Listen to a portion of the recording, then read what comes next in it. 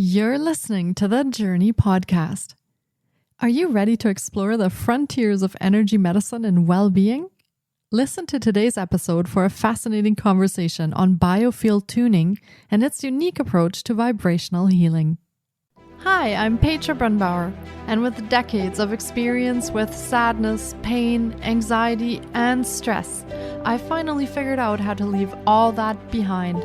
And this podcast shows you how to break free permanently so you can reclaim your sanity and find the self-esteem and energy to go after the life you desire.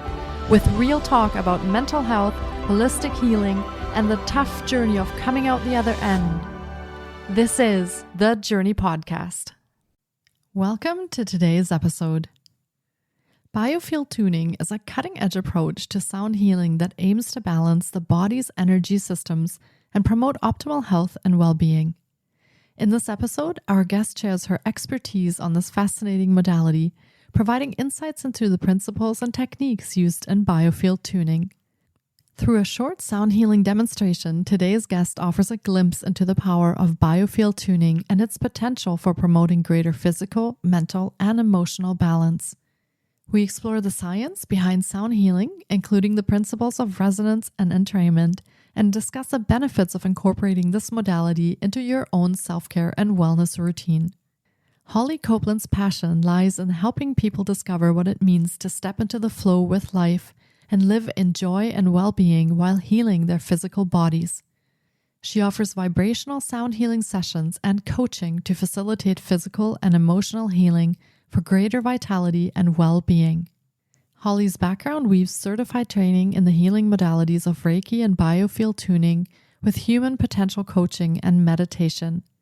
With a deep connection to nature from her 20-plus year career as a conservation scientist, she founded Heart Mind Alchemy to unite ancient wisdom and modern science with 3 mind-body tools of meditative inquiry, breathwork, and vibrational healing to empower clients on their path to human flourishing and upgrading from ordinary mind to awake awareness.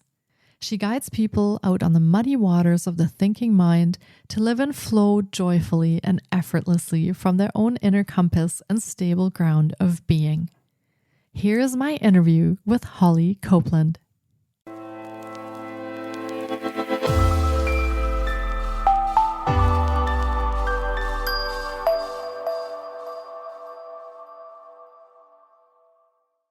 Hi, Holly. It's so great to have you on the podcast today. I've been looking forward to getting to chat with you because Biofield Tuning is such an interesting space for holistic healing. So welcome to the podcast.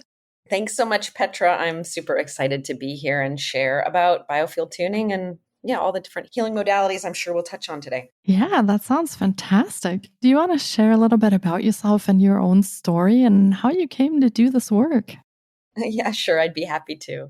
So I started out actually as a conservation scientist. So this is a relatively new career for me. I made a giant 90-degree turn in my career about 4 or 5 years ago. I really actually thought I was trained as an ecologist and a geographer, and I thought that's what I would do for quote unquote the rest of my life. I was working for a large nonprofit conservation organization and felt like for a long time, like I had my dream job, honestly. And I got to a point where that started to all change. And, a number of different things happened, but I was really starting to feel burnt out and saddened about the state of the world and suddenly feeling like my little part that I was doing for conservation wasn't nearly enough. So things just started to, rumble underneath the surface, as it were, and caused me to question everything I knew. And also, I had my own healing crisis, and that was very difficult. I got mold poisoning. And, I went basically into try to get out of the fog of my mind, of all of this turmoil, went deep into meditation, went deep into understanding the mind and understanding the body. And as I was coming through that exploration and really starting to heal, all of the different things that I was doing worked so well and so radically shifted my own experience of what it means to be human and be in this body that I decided to shift and change my whole career to do what I'm doing now. Wow. Yeah, that sounds really like an interesting journey. And thank you so much for sharing that with us. It sounds almost like you had your own kind of awakening during that time to something bigger, something more that's out there. Yeah, very much. I did. And, it's a funny thing because in one aspect, I say that the mind actually can't truly awaken. We can, if you say, like, I am awake, that statement, it's like, well, the mind really, the I that you think you are, really can't in that sense awaken. But I think we can awaken into the whole mind body being system does wake up. And that was definitely my experience. And maybe more accurate to say there was a falling away of identity, falling away of everything that I really thought I knew about all the struggle, all the internal, fretting about the past and worrying about the future.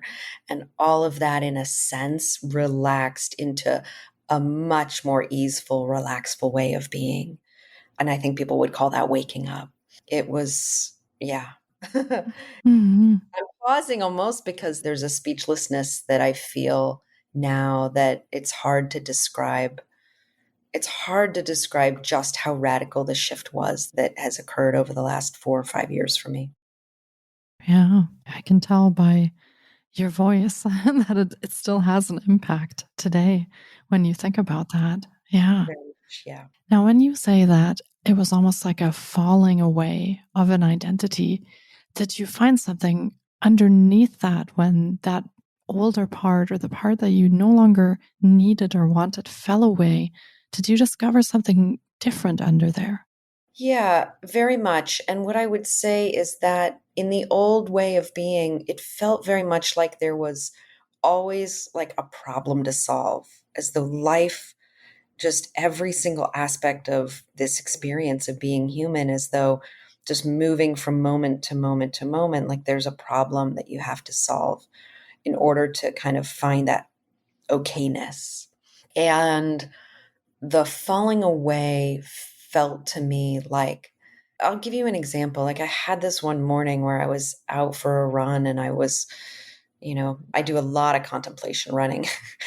And I was listening to all these different teachers. I listened to in my work that I guide and lead. There's a strong non-dual aspect. So I was listening to a lot of modern non-dual teachers like Rupert Spira and Locke Kelly, to name a couple, another Adi Ashanti and Craig Hamilton. So I was listening to some of those and I came into the house and I looked down and there was just dog hair all over the floor, and I looked at it and I was like, oh, that's not a problem. It's just there. It's just what is. And it sounds like such a simple, ordinary thing. And in that sense, it really was. But in that moment, there was a crystallization of understanding that there is no problem. It's just dog hair on the floor. And there was a whole like relaxing around all of that.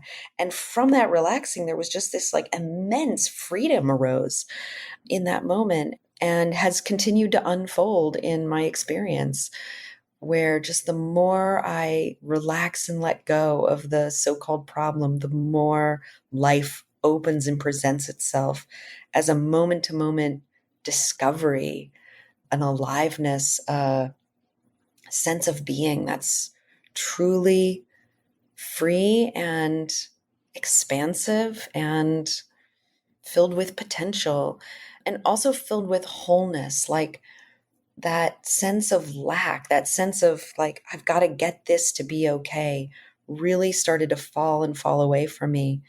So there's just an easefulness that's ever present now and a ever present sense of everything's okay, just as it is. And as I say that, Mhm. like, it doesn't mean that I don't sweep the floor. I do. I take care of my house and there's things to do. But it's just, I guess what is one teacher I heard say, before, and I don't want to say I'm enlightened, but he said this in this, like, before enlightenment, chop wood, carry fire. after, enlightenment, chop wood, carry, or what? How is it? Chop wood, carry fire? No, that's not it. It's something like that, right? You chop the wood, you do the things before and after, and it's the same things. It's just there's a whole radical shift in how my experience. Yeah, that sounds very transformative. And I do understand that it might be the same things that we do, but after a shift like that, we experience and perceive them differently, I think. And we look at them almost with new eyes and with a new sense of being and a new sense of feeling. So that sounds like a very interesting experience that you went through as well. Mm-hmm.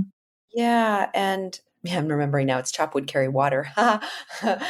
And the word you just used, perspective, that's such an important word because the Tibetans speak about it's all about the view. And the reason that we suffer is that we hold on to a view. Like we adopt a view, this identity is really centered around a set of views that we hold, whether it's politics or, a political view that we might have, or some other, view about our feeling about a parent or a friend, the view about the way things should be in the world. And it tends to be infused with a lot of shoulds, and that creates this kind of mindset that we walk around with of how our world, quote unquote, should be. And Tibetans speak about it's the view that's actually the reason we suffer. And what it feels to me like is it's a falling away of the view and holding on so tightly to a view. And that when you open and let go of the view, which is the perspective you were speaking about, you open to this multidimensional way where there can be many, many views. You're not rigid, you're not tied to any one. And it's like this expansiveness and beauty that arises from kind of, in a way, it's like accepting all views. It's like no views or every view. It's just what is. So I think it's the view that we hold in part that really locks us into a lot of suffering. Yeah, that makes a lot of sense. And I can see how that can be a very freeing experience, as you described, almost like a relief that we can let these things fall away and be free. So, yeah, Totally. It's wonderful. such a huge relief. It takes so much energy to hold a view, you know? And I think I think we adopt those and hold those views because they serve as like protection mechanisms. If I hold this certain view, then there's an illusion that we're safer. And yet, when we let go of the view, we actually truly become safer. And that's the surrender, right? So that's the ultimate surrender in the teachings of the great masters, that to relax, to surrender is where our true freedom lies. And it's such a paradox. It's like such a paradoxical way of being because it feels so incredulous that we could be freer and better when we drop the view. And I would say that I know this conversation is going in a really esoteric direction, and I hope this is okay. And we can definitely get to healing soon. But, I just want to say that it felt very important to me for a long time to I was working out this idea of good and evil. Like, there's so many kind of relative evils in the world, whether we're talking about, ways animals are mistreated or humans and children are mistreated or whatever, right? You could point to so many different relative evils in the world. And the mind really struggles, I think, to try to make sense of that. My mind definitely did. Like I was caught in this.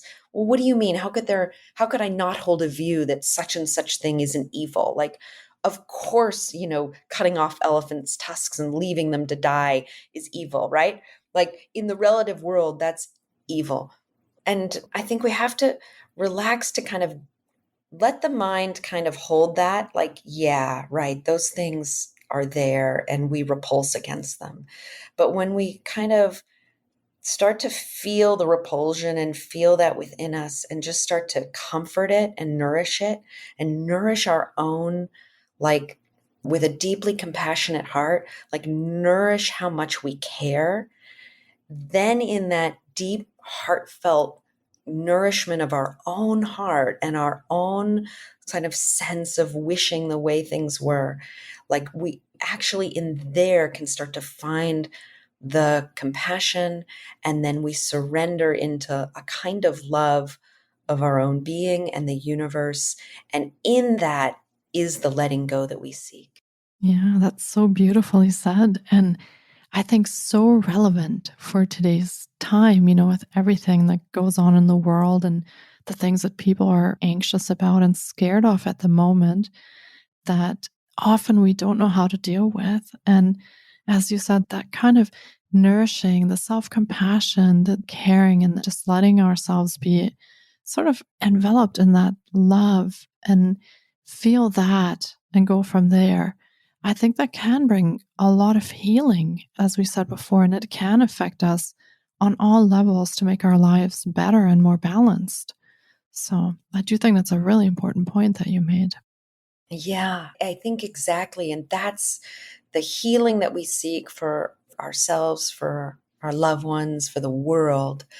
Really, if I had to distill down the essence of my 5-year sort of journey out of this suffering, I would say it was like falling in love with the world again.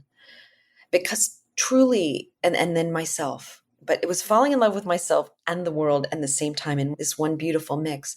Because truly what had happened was, in my despair for the planet, it was like I had fallen out of love with the world. I was so angry about the way we were mistreating the planet and people. It was like I couldn't love the world. She was like too broken, and my heart was too broken about everything. And so it was really a journey to heal my own broken heart and hence the world. And that was a falling in love journey at Mhm. its core. Yeah. Yeah, so true. And like I said, I think there's many people experiencing that kind of anguish and fear and anxiety at this moment. Looking at the world, I think we almost feel like it's never been more broken before. So that's a really good point to look at that and focus on, falling back in love with that and with yourself and going from there to find some of that healing that we're looking for. I mean, you can connect any sort of mental health distress or any sort of physical distress or illness to this stress that we experience because of these things that are going on in the world. So I think it is all connected, it all comes together. And we have to start from a point of forgiveness, self love, compassion. We have to start from there. Exactly. 100%. Yep. We have to begin at home. Like there is nowhere else to begin but in the chalice of our own heart. Yeah. So thank you so much for taking us on this little journey on explaining how you went through that and how that connects to what we're experiencing nowadays with the world. I think that was so interesting. And you also found some tools along the way as you were coming through your healing journey. Do you want to talk a little bit about those tools that you found and some approaches that you learned about that were helpful for you? Yeah, I would love to. And I think actually our previous conversation is a perfect lead into this because it's like, okay, we come to this crystallization of recognizing that we need to heal our own heart in order to fall back in love with ourselves and ultimately the world. And the question then becomes, well, how do I do that? And one of the tools that came across my path was sound healing and tuning forks in particular.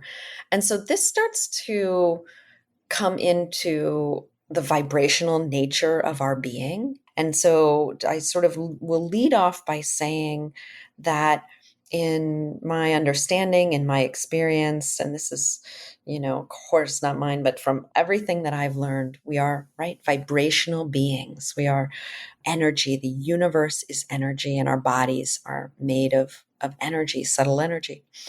And as my teacher, Eileen McCusick, talks about it, we have this energetic field around us, the biofield. It goes out about 6 feet, roughly. And it's like our mind is walking around outside our bodies. So imagine that you've got these vibrational strings, this vibrational energy. And every thought you've ever had, every emotion has a resonance in the field around you. Like there's strings vibrating outside of you that influence the organs, the tissues that make up your body. And when we experience disease in the body, our understanding that I'm working with is that the source is actually a out of tune string, as it were, or a dissonance in the field that is vibrating, dissonantly. And that in order to heal, the healing process itself it's a process of coming into resonance. It's a process of coming back to our own blueprint song, as I like to say, and tuning those out of tune strings in the field. And there are many ways to do that. I would say that mantra and chanting, many forms of sound healing, breath work are all methods of, at one level or another, of, acupuncture, of shifting this subtle energy within the body. And for me, biofield tuning, the process of using tuning forks in the field, is a very powerful method. And I got so excited about it that that's the one that I studied and practice now and work with people on, is one of the modalities I do. And in biofield tuning, we bring a tuning fork, and I'm going to tune one now just to give you an experience to sound of this. So I bring a tuning fork into the field of someone and hold that fork in the field, and the body mind system listens to this fork, and it will start to tune that out of tune string. And I work very systematically through the field, and just where I feel resistance or meet resistance, that's a place of dissonance. And I just hold that fork there with my intention to shift it into resonance. And incredibly, that's what happens. It's a really powerful and beautiful direct modality of working with the field this way. Yeah. Yeah. Thank you so much for demonstrating that, because I would guess that there are some listeners that have never worked with tuning forks before.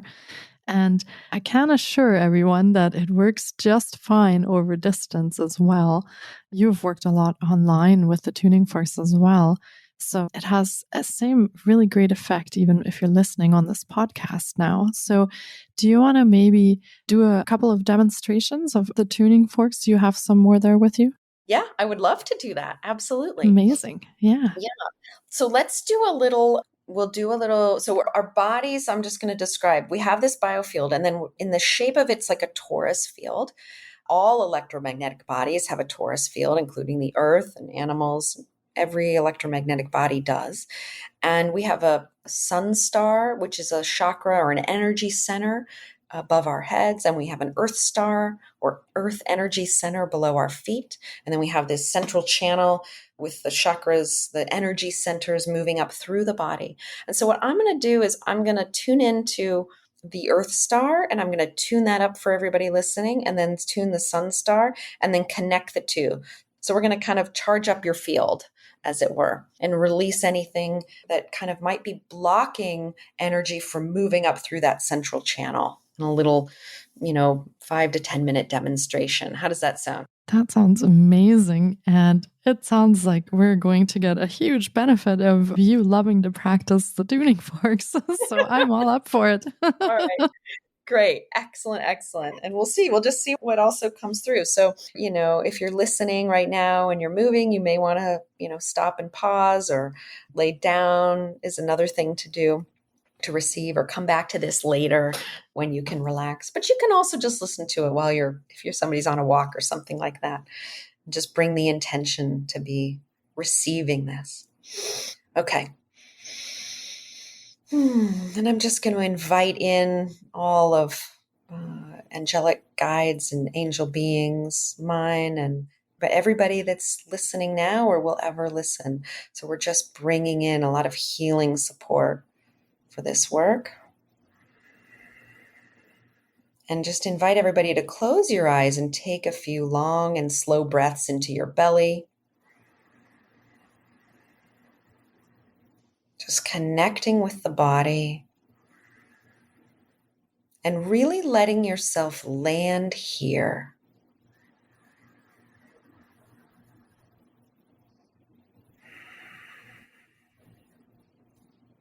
Okay.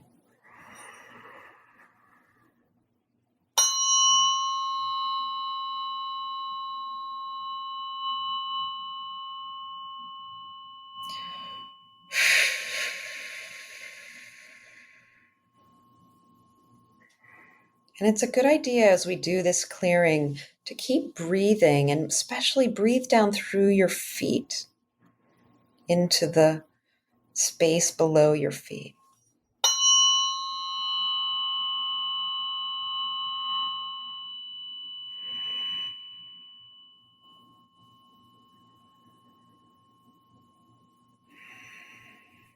I'm feeling a lot of activation up through my legs, through the back of my head.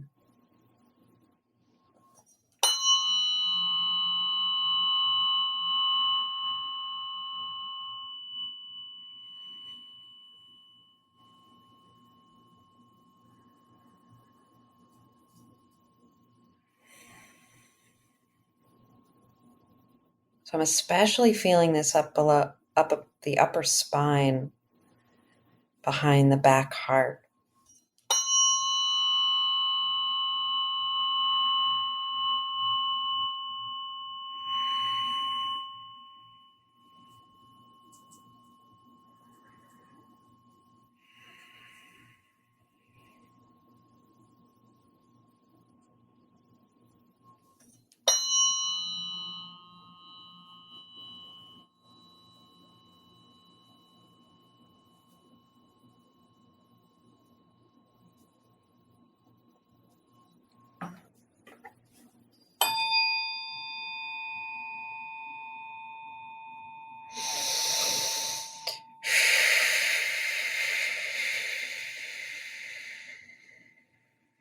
And really imagine and feel that you're connecting down into the earth center, like you have roots at the bottom of your feet.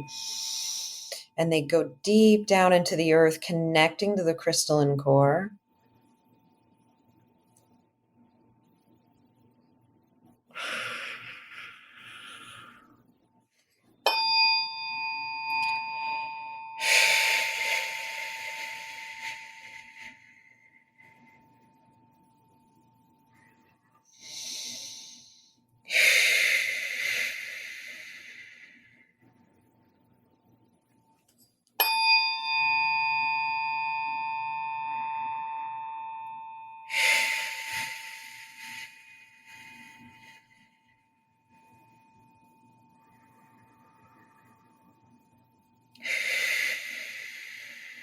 Good.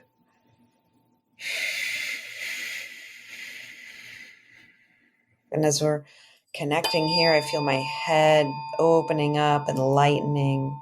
Feel more energy coming up through the spine.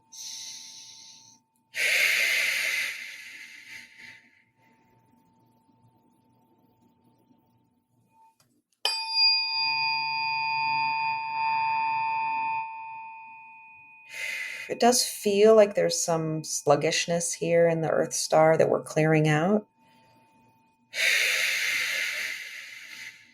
Feels kind of thick.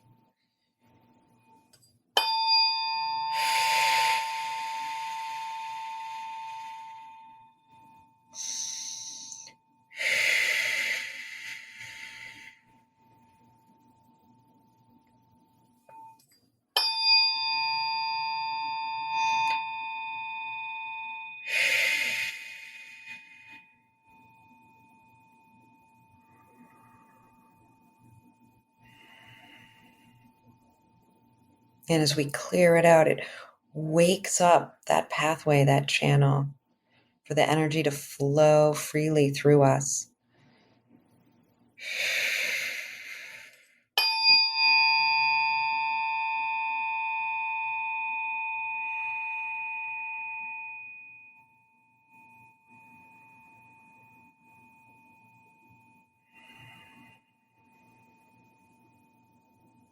And also to feel the wholeness of the earth. You know, I think we can feel sad. I know I did, that she feels like a dumping ground. But to really tap into the strength and resilience of the planet.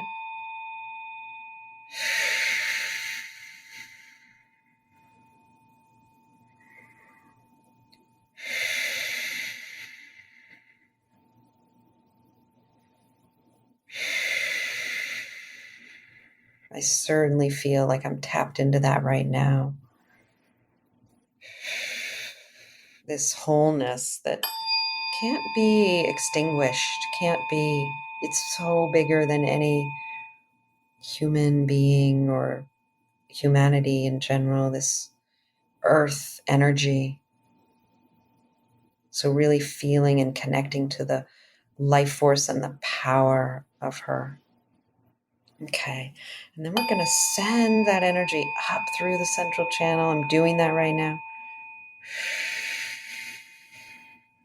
Beautiful.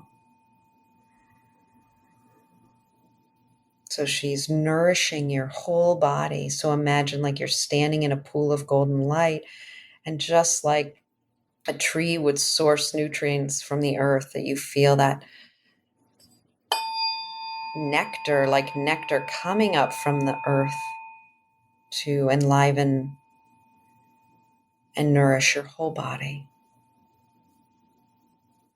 Okay, and now I'm going to come up to the sun star above the head, and I'm going to activate it now. The sun star connects us to our life purpose.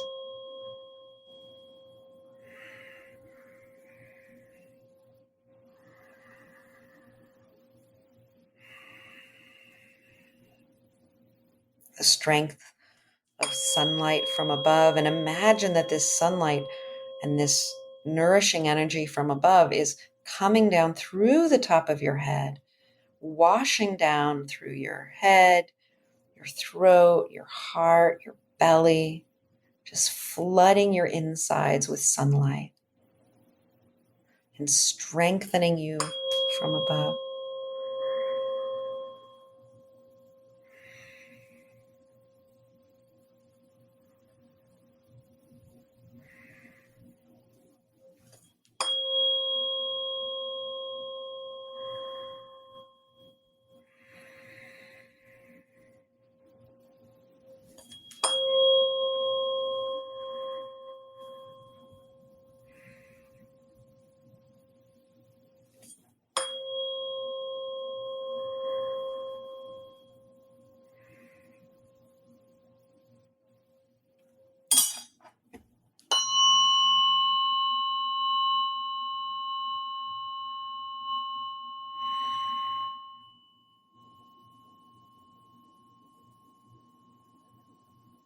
It feels like I'm waking it up. There's just a little bit of dullness here. And just invite everybody to bring your awareness to the top of your head and above, and just consciously see a light, feel a light above your head. This could be, if you, depending on, who are your guides, this could be Christ light, this could be the light of Buddha, the light of Guan Yin, could be archangelic light. Just feel that like a light from above. Yeah. Good. And imagine that light gently traveling down from above your head, through your head, through your neck, and settling in your heart. Good.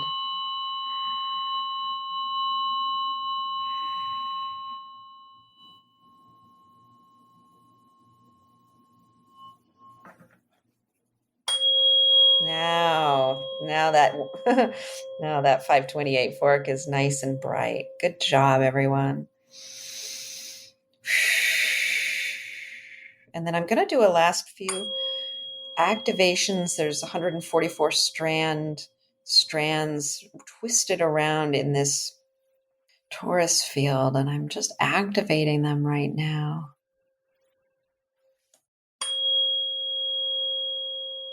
At the edge of the field.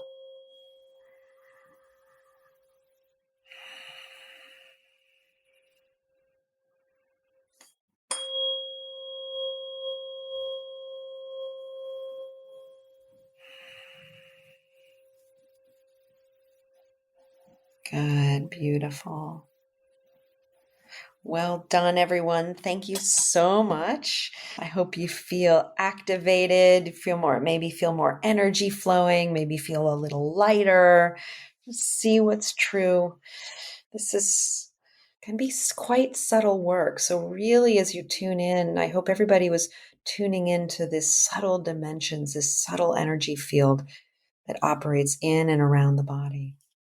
Yeah, thank you so much for this demonstration. I loved it, and I do feel more energized. I mean, it's evening time here, and I feel much more energized now after this tuning fork demo. So, thank you very, very much. And I really hope our listeners take the time, maybe even to come back to this episode and then re listen to that and then really take that in. Mm-hmm. Yeah, you're so welcome. I hope so too. Yes. Yeah. So now that we've enjoyed a little taster of what you love doing, do you want to tell us about some of your programs and services maybe that you offer so our listeners can get a sense of how they could connect with you or how they could work with you if they want to add some of this to their healing journey? Yes, I would love to. Thanks, Petra. So I have a number of different ways. I'll mention three main ways that people can work with me. So the first one is I have a Heart Mind Circle program, and we meet twice a month in a group setting. And it's just a beautiful way to experience. I do a group sound healing, a much longer version of what I just did today, tuned for, what's happening kind of astrologically, energetically on the planet. And so those are very beautiful. And I also do awakening meditations and guidance, non-dual awareness guidance. So those are paired in a 90-minute session once a month. And then the other session is a breath work, a deep breath work session where I guide a breath of love, transformational breath work. They're very, very beautiful healing, that we didn't really talk about much today, but it's another form of healing modality that I find equally as powerful as sound healing. So that's the first way. Come and join the Heart Mind Circle program, and you can find out about that on my website. The second way is I have a masterclass, an online recorded masterclass of sound healing and breath work. And, you can go get it right now and jump into the work that I do for 4 90-minute sessions. And then the third way is I do one-on-one sessions with people in a program I call Awaken, Heal, Breathe.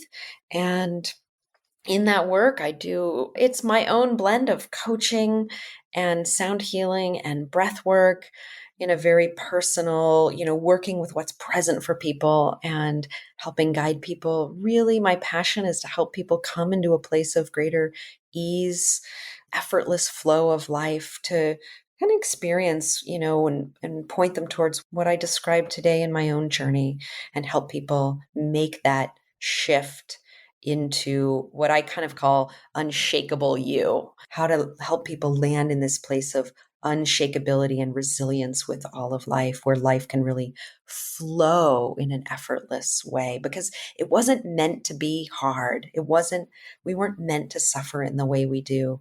And as we've talked about today, through these different modalities and techniques, you can really shift your perspective to live from wholeness, to live from this place of much greater flow and ease. And I love working with people to help them land in that place. Yeah. And thank you so much for sharing how people can get in touch with you. And we will be linking to all of Holly's offerings in the show notes as well. So you can check there for the links to her site and her programs and how you can connect with her one-on-one. And I am so glad that you're doing this work, because I have seen some of the transformative changes that happen after doing the tuning forks, the breath work, and it's simply incredible. So Yeah, thank you so much for offering all of this to people who are looking for healing, who are looking for change, for transformation. It is so needed in the world today. And I feel like this has been another incredible episode. And I really hope our listeners have enjoyed this journey into biofield tuning and your wonderful demo as well. It has been fantastic chatting with you on the podcast today, Holly. Thank you so much for your time today. Yeah, you're so welcome, Petra. And I'm not sure that I mentioned, but my website's heartmindalchemy.com. So that's where all of the information I just spoke about is. And I was such a delight to speak with you. And I just really appreciate the invitation to speak to your audiences. And yeah, you're an incredible resource and podcaster. And I love conversing with you, Petra. Thank you so much.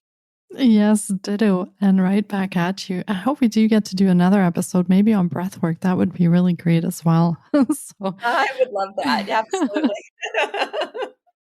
yeah, we'll set something up and we'll continue this conversation. I think it's so wonderful to show what's out there, for people to try out and benefit from in their healing journeys. It's so needed to start highlighting all of these wonderful modalities. So yeah, thank you so much for what you do and for what you bring to people. And I hope you continue shining your light, and we'll talk again soon. Thanks. Right back at you, Petra. Thanks, Holly. Take good care, and we'll talk soon. Okay. Thank you so much for taking time out of your day to listen in. If you enjoy the Journey podcast, please subscribe, share on social media, and leave us a 5-star review. You can find more of The Journey on Facebook, Instagram, TikTok, and the Journey blog. Sending you love and courage, and see you next week.